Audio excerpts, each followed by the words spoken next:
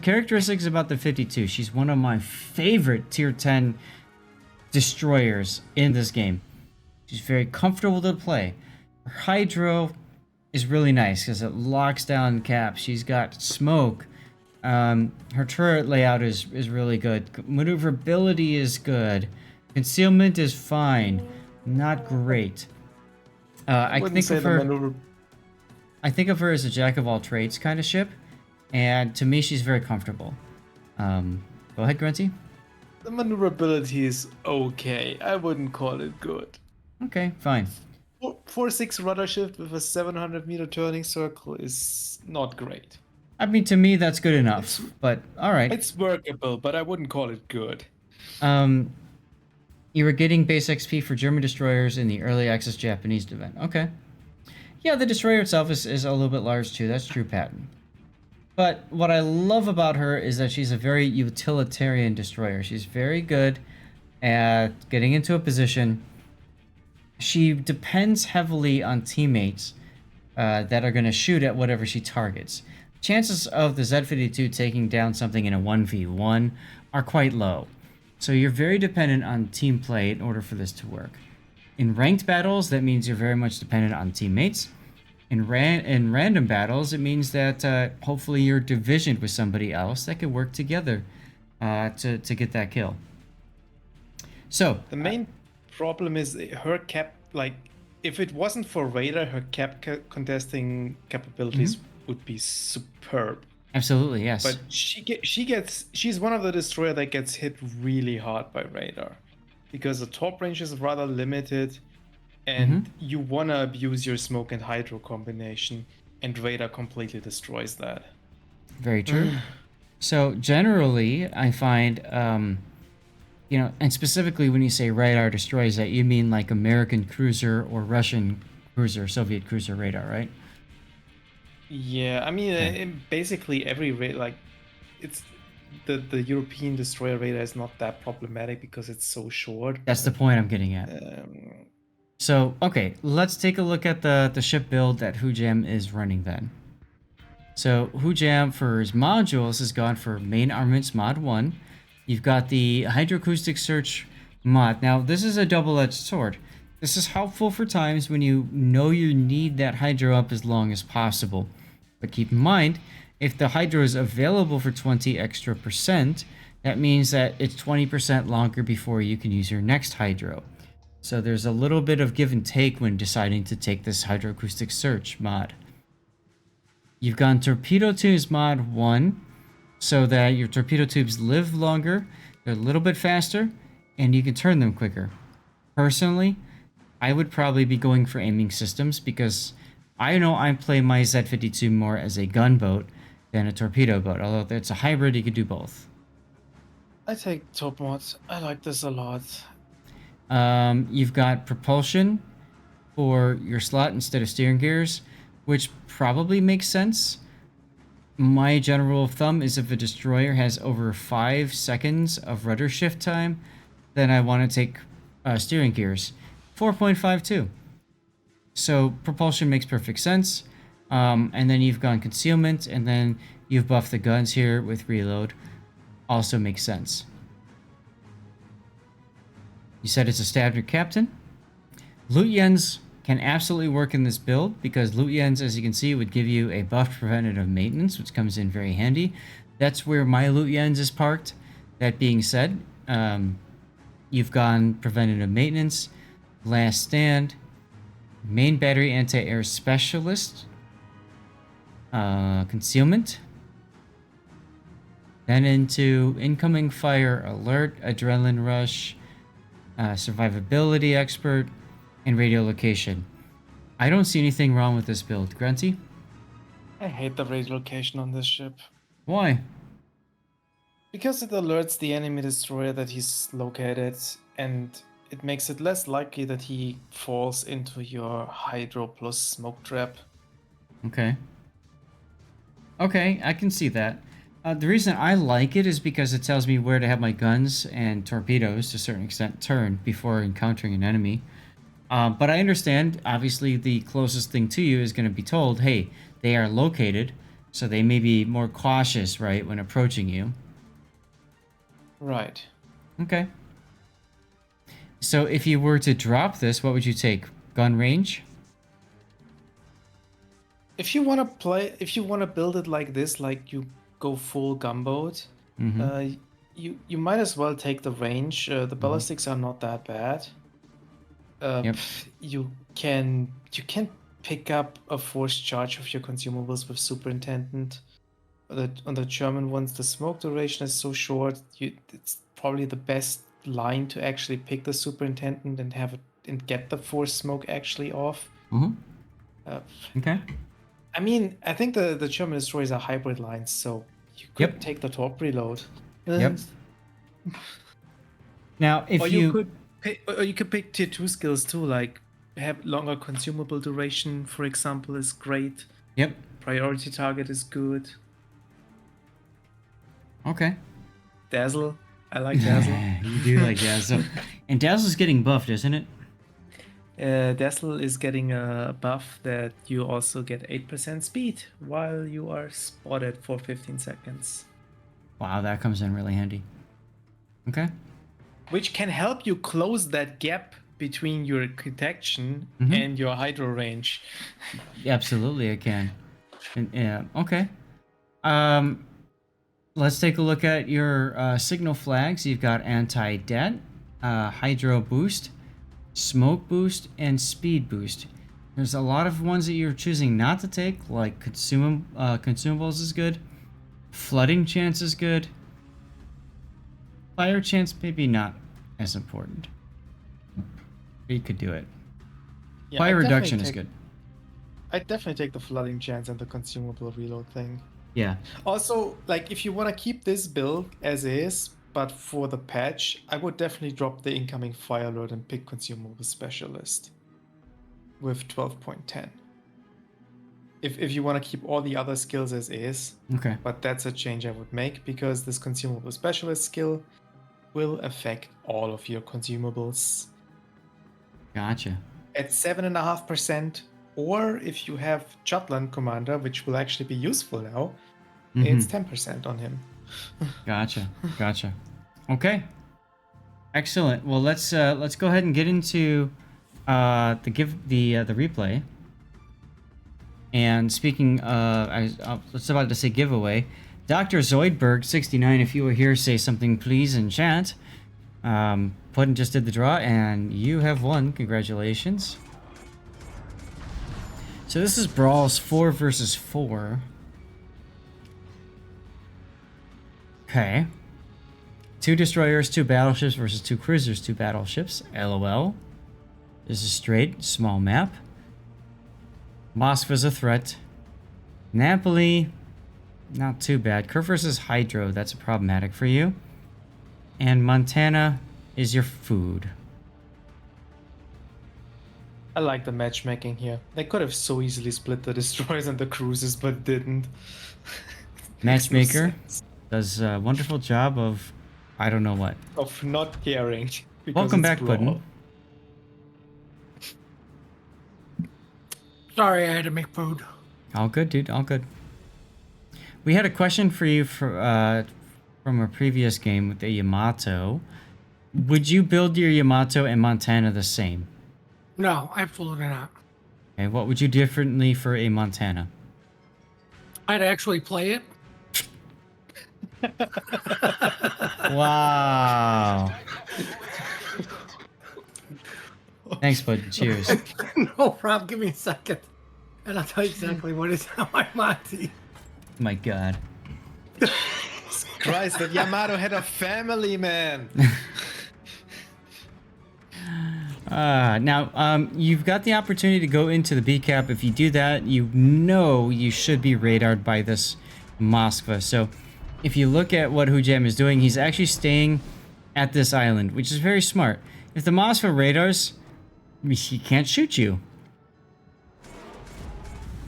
Now, if you wanted to bait the radar, you could, and this was where Superintendent would come in handy, as Grunty was talking about. You could pop a smoke. If you pop a smoke, the chances are the Moskva will see that and be like, hey, that's in my radar range, and pop the radar.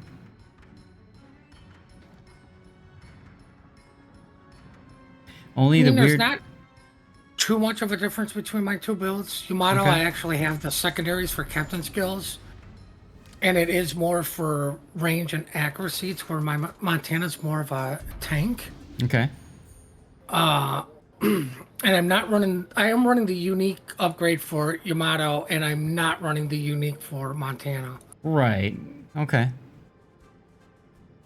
But for my Monty, I'm running the Vigilance and AA Expert thing just because it's more damage to subs, to where mostly my Yamato I'm playing a little bit more stationary, which is why I go with the secondaries for anybody that sneaks up on me. Okay. By the way, just want to get to this replay for a sec. Hujam going deeper. I'm curious about the decision to go deeper there, but you are keeping the Moskva lit on your Hydro, and of course the Moskva's lighting you on Hydro too. So that's neat. I'd almost wish that you could get out of his Hydro range to try to bait the radar, but fortunately for you, the Kurfürst is moving forward and doesn't seem to care that you exist. So that's cool. Also, your Kurfürst is almost dead. Rip.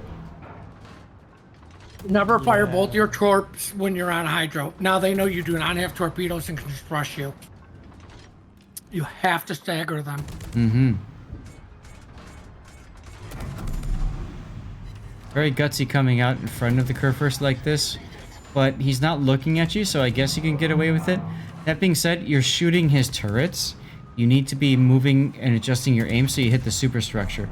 Look at all those shells hitting your turrets. They're all shattering or ricocheting. The other thing is you're shooting AP. Yeah, I wouldn't be shooting AP here at all.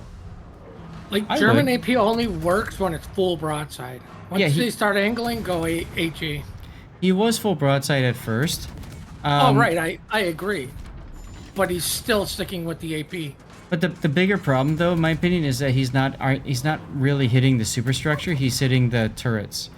So, look at how many ricochets he's got. 25 right now. And this is a ship that beached, so in theory, you've got all the time in the world to adjust your aim. I mean, the other thing, AT doesn't ricochet. It just misses. Good point.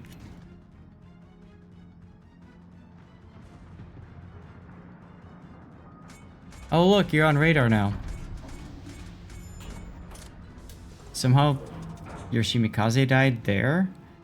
I have so many questions about that. I don't. He was probably under I mean, the, let's be honest. Hydro. Like, I honestly don't like his position here at all. Like, that Napoli on the enemy team could have just rushed him. And there is nothing he could do about it. Like, even if his torps are ready, he's not gonna kill the Napoli with them. They don't have enough damage. The Napoli just could have gone up in his face around the island. Nobody could have shot it, and he dies.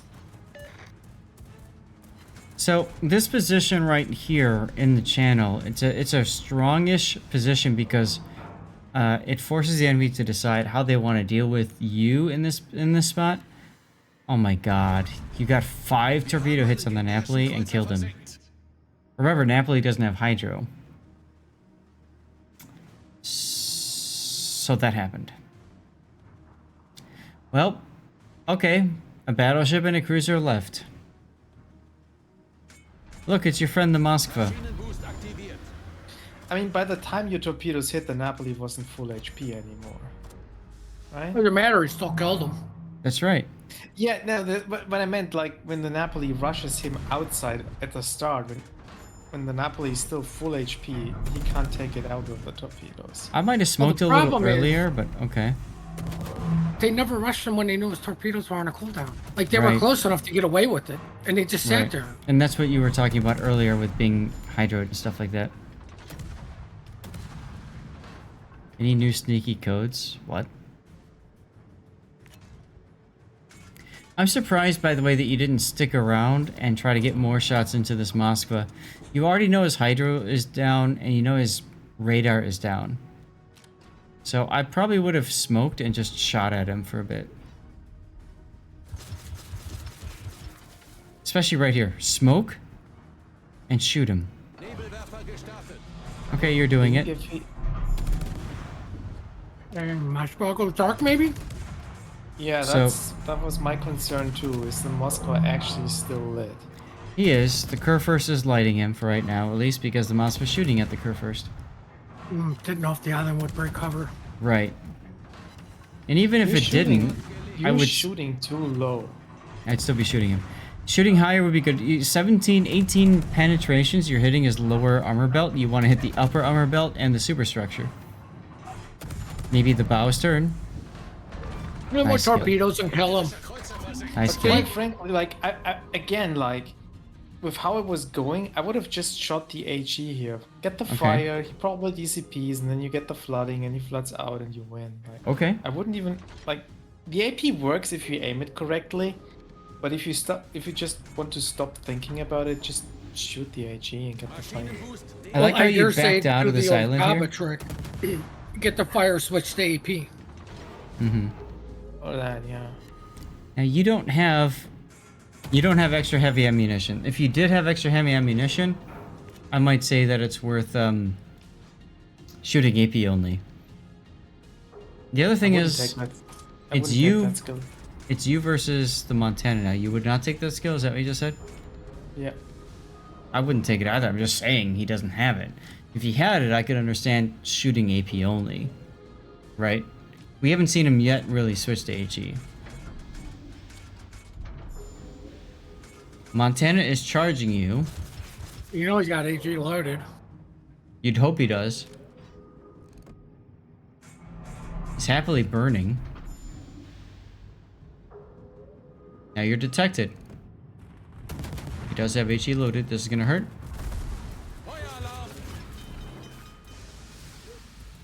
DCP-1 fire. You're down on points. You're down on caps. Turn your AA off for crying out loud. Why? Well, I mean, it's got a plane up. So? I know he knows where he's at, but like it's just good habit. You don't need your AA on anyways. Okay. I would just leave it on here. Like, just shoot down the plane and be done with it. That's kind of what I was getting at, but, you know. Right. When was the last time a DD shot down a plane? Z-52 has good base AA. It's good Definitely XP. good enough to shoot down a fighter or a spotter plane from a battleship. Frank, this isn't about Earth Brawls. It's all about the win. It very much is. So, and you're now choosing to head towards the sea cap. Are we rushing this, or are we... You're rushing. He's slowing down. He's trying to come around this island while his torpedoes are available.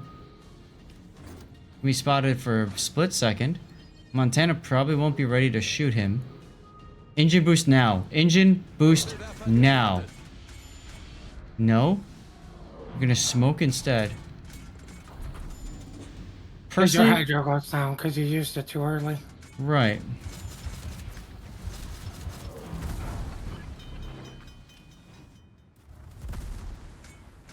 And that If goes that back to was- that hydro 20% thing. If that was actually AP coming out of that ship, you would have been dead.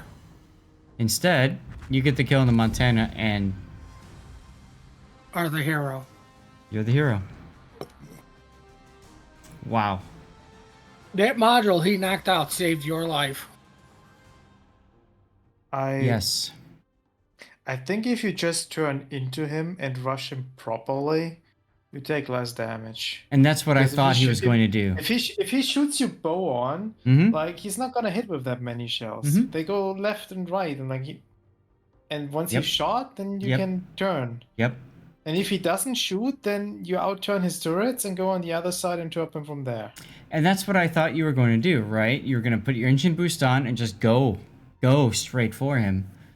You didn't. It worked out in your case. You're fortunate that you're slowing down and turning out when he shot at you. Obviously, he screwed that shot up, and because of that, you lived. 4 kills. You know what? This is a learning experience for everybody in that scenario. That is why you turn into a destroyer.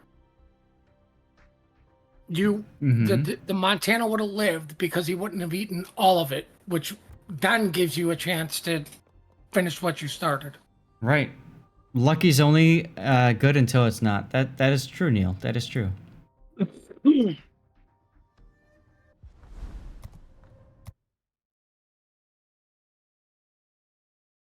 Yeah, I don't know. I don't like this position here in this channel at the start. Like I think it's way too risky considering the enemy has the radar and the Moscow and has a Napoli that could just rush you there. To me, it makes sense if the Shimakaze is going where he is. If the Shimakaze was coming with you, God no. But because the only difference is I would have tried to bait the radar from the Moscow. I would have tried to put smoke up, approaching the B cap or something. Your Shimakaze got himself killed, but oh well. Like, I don't know why the Napoli turned in like that. Like, if he just goes around and comes straight towards you, I think you're toast. A lot of cruiser players are not going to charge a destroyer unless they have Hydro themselves. Napoli doesn't have Hydro. He doesn't trust his ability to do so. Yeah, I like his position. I just think he's positioned wrong there because he's not positioned to get out of dodge if they want to rush you. Yep. Right. Later he is. It's lucky that they did not. Mm-hmm.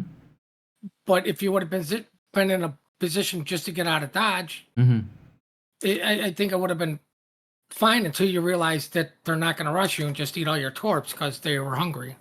And remember, it's Brawls, so people they're not willing to invest as much thought into things, right?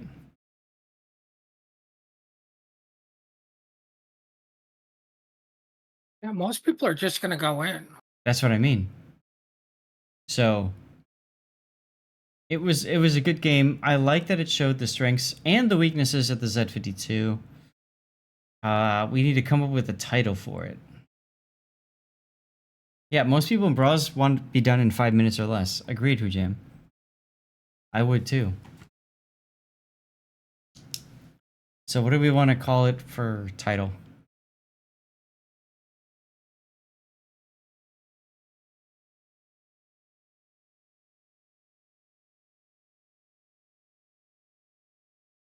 Oh no.